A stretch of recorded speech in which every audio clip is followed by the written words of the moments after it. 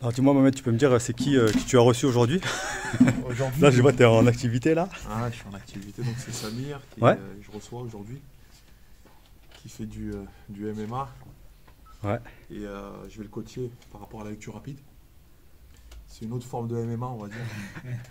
Voilà, c'est mixte mental art, on va dire. Voilà, c'est ça, hein, c'est vraiment pareil. Et on va travailler sur les techniques parce qu'il a déjà fait la formation, donc il a à peu près quelques éléments techniques et tout ça. Et là, on va passer à la pratique. Là c'est un coaching personnel. Voilà, c'est ça, c'est un coaching personnel. C'est que pour les champions du monde ou tout? C'est que pour les champions du monde qui sont. Faut être champion dans son salon, déjà, dans sa maison, dans sa vie. C'est le plus important. Et ouais, c'est pour tout le monde en fait. C'est chaque personne qui a besoin de se développer, d'avoir de l'aisance de lecture et tout, que ce soit un enfant ou un adulte.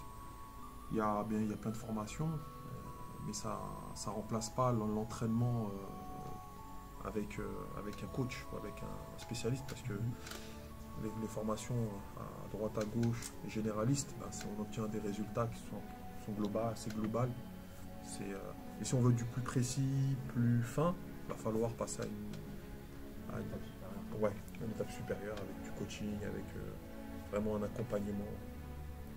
Et c'est valable dans tous les domaines.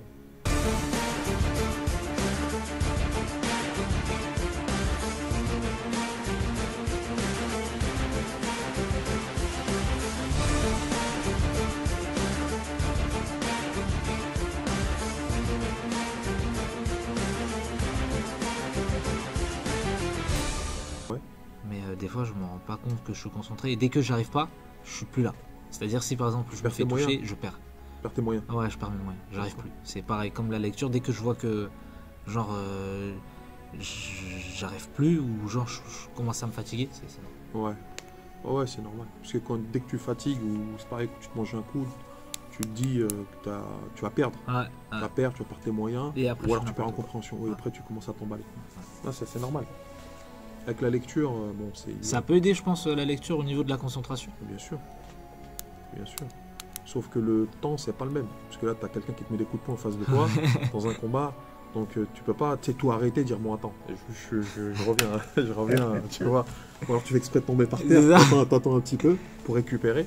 Et après, tu as l'idée centrale du livre. Des fois, rien qu'en faisant ça, tu peux la capter, sans avoir nécessairement besoin de lire tout le livre.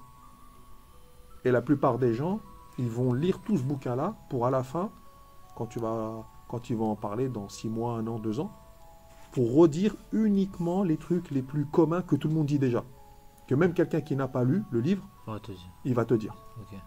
Elle va dire ouais, mais ça tout le monde le fait. Mais toi, si quelqu'un ne connaît pas le livre, c'est pas grave. Il se dira, ah, ok, d'accord, c'est bien, il prend ça comme de l'information.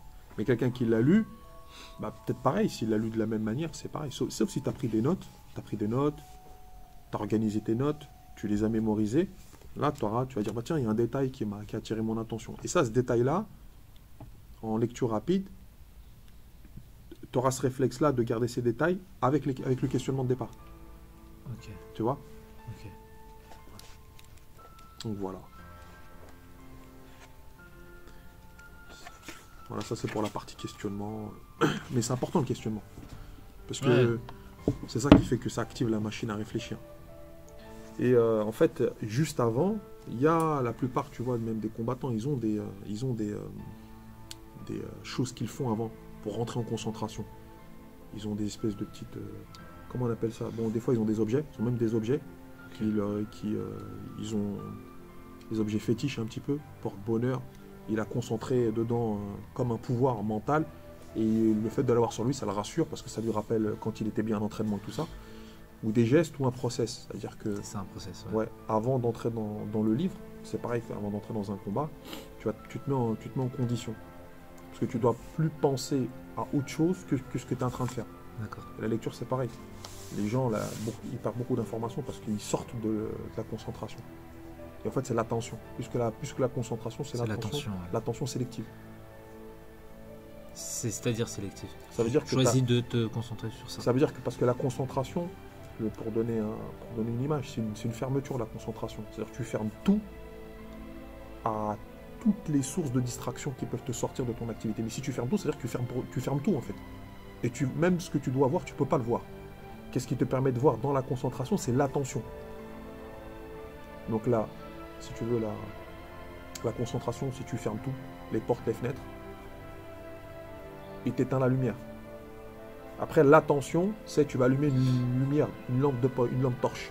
Ok. Et tu vas regarder que certains éléments. Parce que la concentration, pour pas traiter les informations, faut pas que tu les vois, faut pas que tu les entendes, faut pas que tu les imagines. Ok. Tu vas allumer. Et l'attention sélective, ça veut dire que tu vas pouvoir bouger la lampe torche ou le laser. Tu penses à un laser ou une lampe torche, tu vois. Ok.